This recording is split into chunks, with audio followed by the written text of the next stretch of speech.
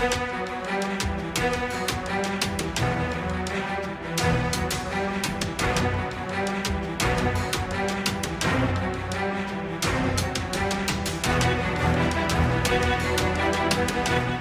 भाऊ, काल जे प्रकरण झालं इथे कार्यक्रममध्ये, त्याबद्दल आपलं काय म्हणणं आहे? शेवटी काँग्रेस हा महासंघ आहे आणि कुटुंब आहे, आणि कुटुंबामध्ये छोटे मोठे या गोष्टी थोड्या आपसात विषय होतात. संघटनात्मक विषय, संघटनात्मक मीटिंग आहे, त्यामुळे थोडंफार काय हे होतं. परंतु माझ्या दृष्टीने तो कुठला वाद नाही आहे.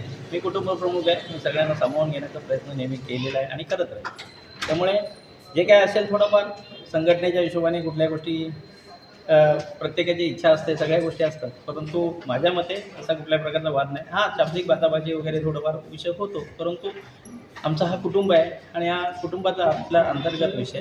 तर बाकी मला काय बोलायचं नाही. त्या काल जे महिला आल्या होत्या ते म्हणे पैसे देऊन आणल्या गेल्या होत्या, त्यावरून विवाद झाला आहे. बिलकुल नाही. प्रत्येक एरियातले कार्यकर्ते जे आहेत, बूथ लेवलचा कार्यक्रम होता, बूथमधला कार्यक्रम होता. त्या बूथला ज्याला अध्यक्ष व्हायचं आहे तो त्याची संघटनेत ताकद दाखवण्याचा प्रयत्न करतो. ते बूथचे ज्याला अध्यक्ष व्हायचे आहेत, काय व्हायचे आहे, तो त्याच्या एरियातले मतदारसंघातले लोकांना घेऊन येतो.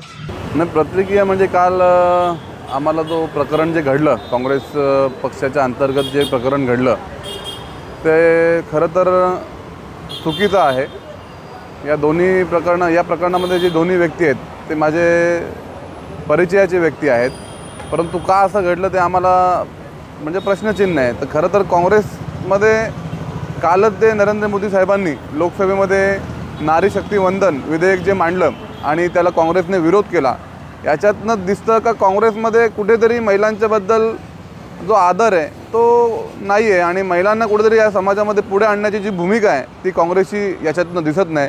तर दिल्लीपासून गल्लीपर्यंत कुठेतरी महिलांवरती अन्याय किंवा काय अत्याचार जो होतो आहे त्याला काँग्रेसने कुठेतरी खतपाणी पहिल्यापासून घातलेलं आहे. आणि जिथे मोदीजींनी तो नारी शक्ती वंदन अधिनियमाच्या माध्यमातून त्यांना तो न्याय देण्याचा प्रयत्न केला, तो देखील काँग्रेसने आणून पाडला लोकसभेमध्ये. त्याच्यामुळे हे जे काय घडलं आहे ती काँग्रेसची संस्कृती असल्यामुळे घडलं आहे असं मला तरी वाटतं. आणि ते जे घडलं असेल ते चुकीचं आहे.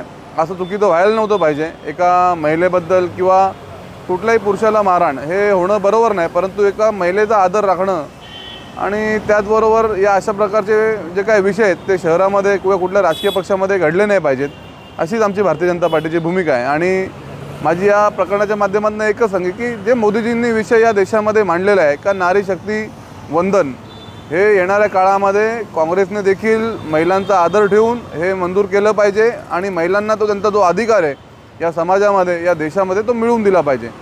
धन्यवाद.